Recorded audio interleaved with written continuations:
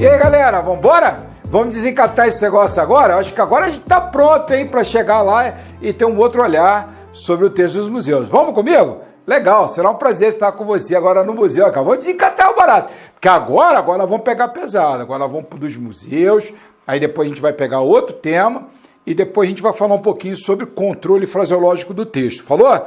Vem comigo. Então nós vamos utilizar aqui a nossa teoria. Vamos ver? Então, já falei que o ser humano fala em 2 movimentos, né? Então, a primeira grande coisa que nós precisamos aprender a fazer é a separar os períodos. Então, quando eu pego, por exemplo, um texto como esse, e agora? O que eu vou fazer? Olha aqui, ó. Aqui não tem, ó. Vamos separar? Vamos separar? Vamos separar, vamos separar, vamos separar. Qual é o próximo aqui? Me ajuda aqui, ó. Aqui, ó. Correto? Mais uma coisinha? Vamos ver. Onde é que tá? Opa, aqui. E agora fechou, não fechou? Fechou. Então, o que aconteceu? Aqui nós temos vários períodos no texto, não é? Então, vamos ver o que aconteceu? Olha só como é que ele começa, ó. Não é de hoje que se pergunta se a existência do museu ainda faz sentido.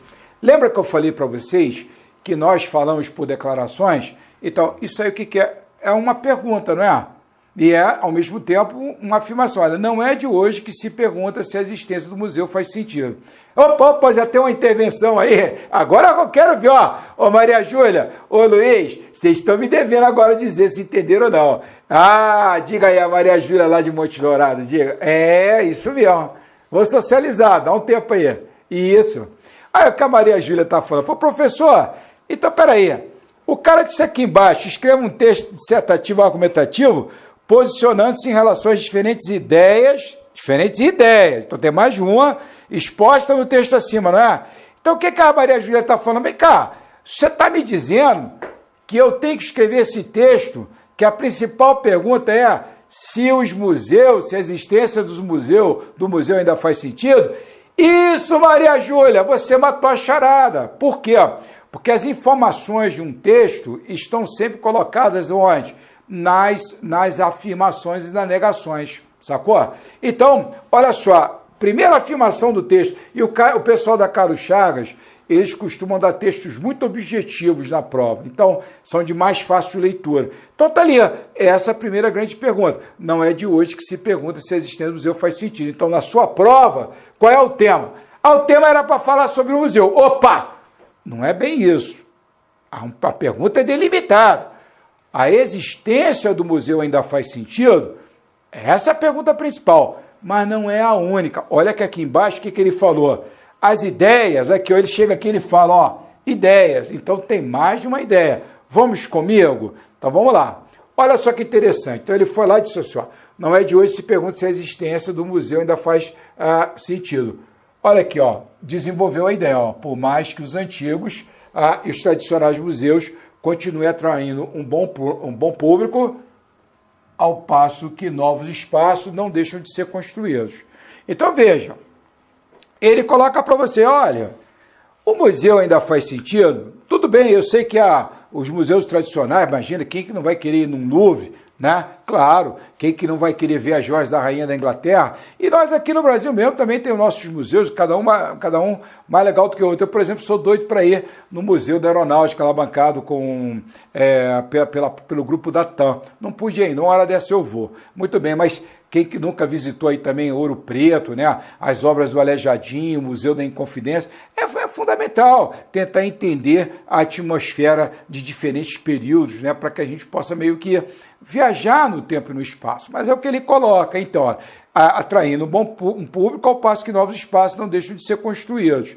Então, ele colocou uma questão para você, ele faz sentido? E olha o que ele coloca em seguida, olha, contudo. Então, veja só que interessante. O contudo é um argumento de adversidade. Estão comigo? Facinho, né? Mas, porém, contudo. Então, se ele colocou essa questão ainda há pouco e está trazendo o contudo, esse argumento é contrário ao que foi dito anteriormente. Olha, contudo, a medida aqui é uma proporcional, a própria arte se modifica, com quadros tradicionais cada vez mais dando lugar a instalações, a performance e as grifes parece crescer o número daqueles para quem, segundo Ralph Foster no artigo Museu Sem Fim, a contemplação estética é tediosa. Olha como ele fez aqui uma inversão, até ele chegar ao quê? Olha aqui, olha. Parece crescer o número daqueles que... O segundo, tá vendo? O segundo, na verdade, o Hall Foster, também é um argumento, testemunho autorizado. Mas onde está o núcleo da mensagem que ele está querendo colocar? Olha, parece crescer o número daqueles para quem a contemplação estética é tediosa e a compreensão histórica é elitista. Nossa, e aqui tem um erro aí, ficou bem em cima, não tem problema, está merecido aqui, ó. Mais do que isso, o museu é um lugar morto. Ai, ai, ai, um mausoléu. Caraca, velho, olha só o que o cara colocou para você. Você sentou na prova, abriu seu caderno de prova e estava de coração aberto e de repente você encontra um conjunto de questionamentos que lhe concitam a reflexão. E você pensa que vai ser aquilo que você leu na véspera da prova, que você estava preocupado em adivinhar o tema, e você descobre que não é nada disso, você precisa raciocinar. Mas vai raciocinar com as estratégias do professor Dino, atalho para o sucesso, por intermédio da Escola de Língua Portuguesa. Então, olha só, esse é o segundo questionamento. Olha o que ele está dizendo. Museu faz sentido? E outra coisa, essa história de contemplação estética é tediosa, né? E a contemplação histórica é elitista. Interessante, né? É uma pergunta forte pra capeta. Por exemplo, eu brinco muito com a galera, você chega lá no Louvre, né, aquele bando de gente andando, aquelas obras maravilosas, mas realmente você chega no dia da Mona Lisa, vamos ser honestos, né? Eu não sou muito da arte, eu sou mais da lógica. Você olha para a Mona Lisa, né? Pô, esse é o quadro, talvez o quadro mais importante do mundo, né? Aí você diz assim, pois é, cara, mas... essa mulher tem até cara de homem e tal. Até parece ter uma controvérsia sobre quem que tinha sido, digamos assim, a inspiração do Leonardo. Aí, se você dá uma de brasileiro no 7-1, né, sabe como é que é, né? Então, aí passa uma guia e tal, você saca um pouquinho de inglês, aí você vai entender que o Leonardo fez um estudo de sombras e tal, que a Mona Lisa, ela apresenta uma técnica muito mais inovadora, que de onde você olhar para ela está olhando para você, aí você começa a ter mais condições de fazer exatamente essa contemplação histórica, né? Essa contemplação da obra. Mas olha o que o cara colocou para você. Pô, cara, e aí? Os museus fazem sentido? Mas será que os museus não são, na verdade, alguma coisa tediosa, elitista? E agora? Qual é o seu posicionamento? Porque texto argumentativo tem que ter o quê? Posicionamento. E não dá para você chegar na onda e falar assim, ai, eu não sou nem a favor nem contra, muito pelo contrário. Não dá, brother.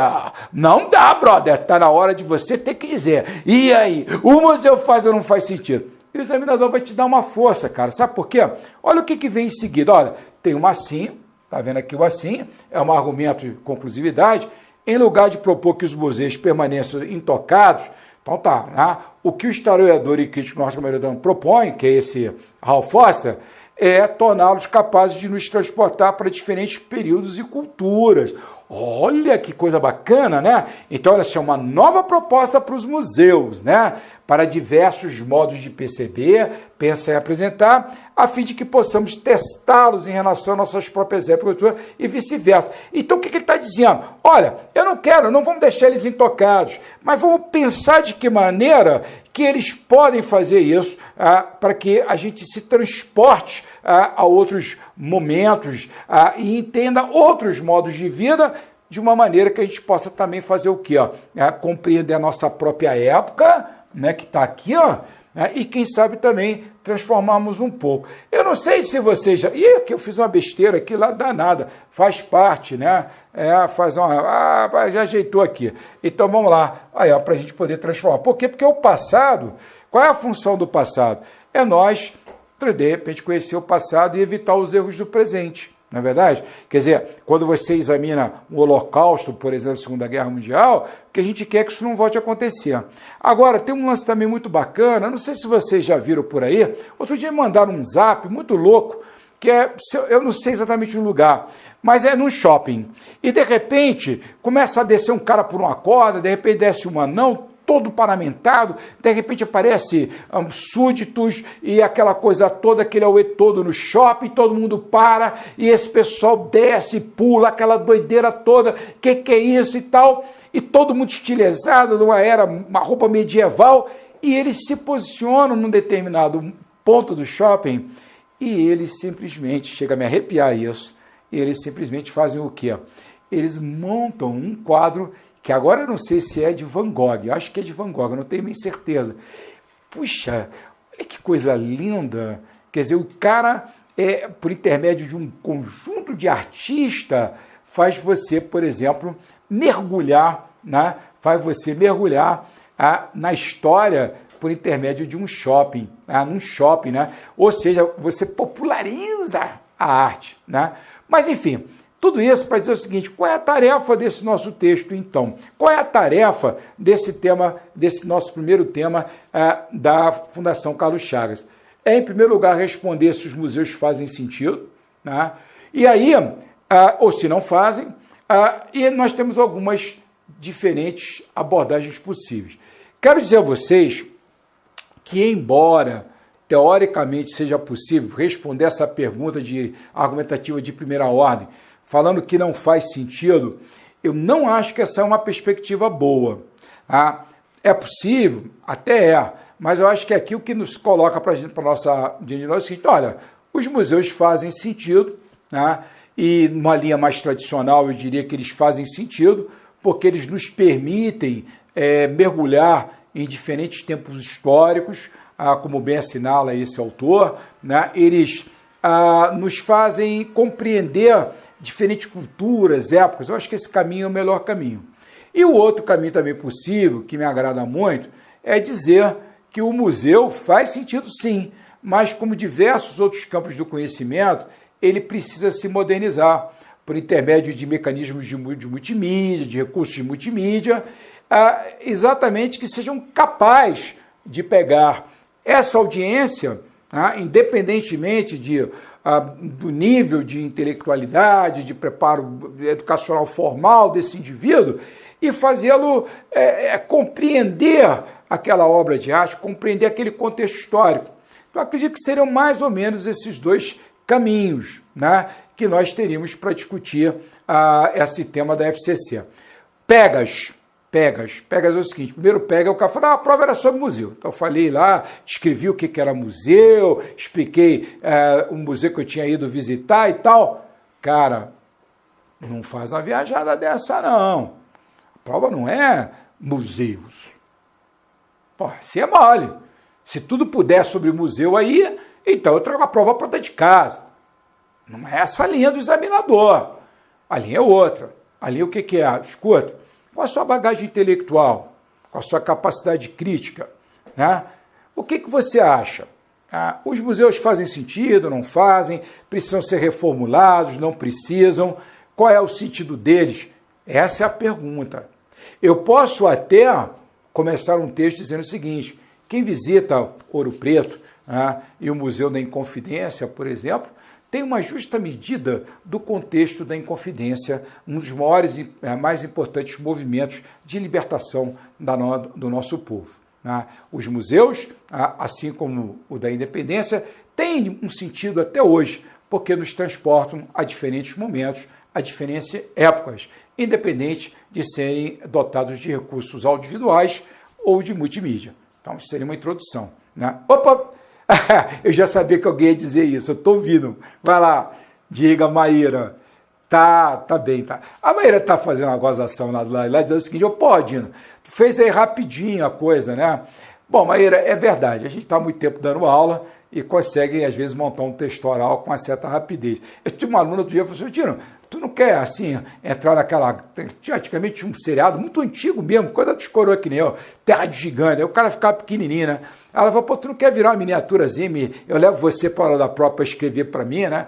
A gente vai criando uma certa prática. Mas eu queria dizer a você o seguinte, eu tenho uma relativa facilidade para escrever, porque aqui no meu curso, faço o que eu digo e faço o que eu faço.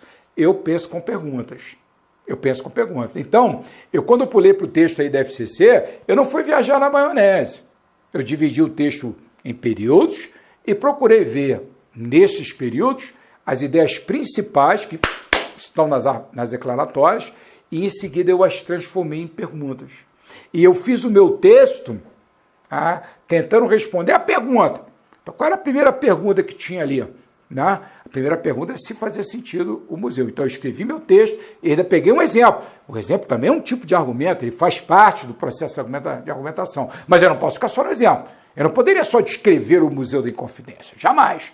Então, eu peguei aquele exemplo para dizer, para mostrar que faz sentido o museu, e ainda dei um toque importante para o examinador ao comentar que, independentemente deles serem dotados de recursos midiáticos ou não. E também poderia colocar, quer dizer, que eles fazem sentido, e que não, que a contemplação histórica ela não é elitista, sobretudo quando os museus procuram se aproximar do público, por intermédio de diversos recursos. Então, essa é a nossa linha de raciocínio.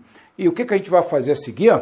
Eu vou pegar o outro tema da FCC, vai tentar fazer o mesmo tipo de análise para a gente ir sistematizando essa abordagem, essa percepção. Opa, outra intervenção? Diga lá, Everton, tu tá aí ligado, hein, cara, bacana. É verdade. É isso mesmo, é isso mesmo. Não, o que o Everton está dizendo aqui, vale a pena vocês sacarem também, é o seguinte, foi Diano, vem cá, será que eu estou viajando na maionese? Ou, na verdade, você meio que acabou tendo também 3 tópicos no texto aí, como tem naquela proposta da Anvisa. É isso mesmo, Everton. É exatamente isso. Quer dizer, na verdade, aqui nesse texto aqui, nesse modelo da FCC, que também é muito parecido com o modelo do Enem, o que a gente vai ter é o seguinte, é que os tópicos, eles emanam do texto motivador. Então, eu realmente vou trabalhar em cima de 3 tópicos. Se os museus fazem sentido ou não, se a contemplação da arte é tediosa ou não, e se eles precisam ou não ser modernizados. É isso exatamente, esses 3 tópicos. Qual é a diferença? A diferença é que hoje, por exemplo, no SEBRASP, a banca, quando ela manda a planilha de correção, ela avalia cada um daqueles tópicos como se fossem perguntas isoladas. Então, os elementos de coesão do texto, nos modelos do SEBRASP, eles ficam um pouco prejudicados. E aqui nós vamos para o modelo mais antigo, clássico, que eu gosto mais criativo. Então é importante que eu já dê a entender para o examinador que eu compreendi o cenário de discussão e já na minha introdução eu me posiciono e mostro para ele que eu entendi o texto, os tópicos principais que estão no texto e que eu sou capaz de me posicionar em relação a eles. Prazer estar com vocês, já a gente volta. Um grande abraço.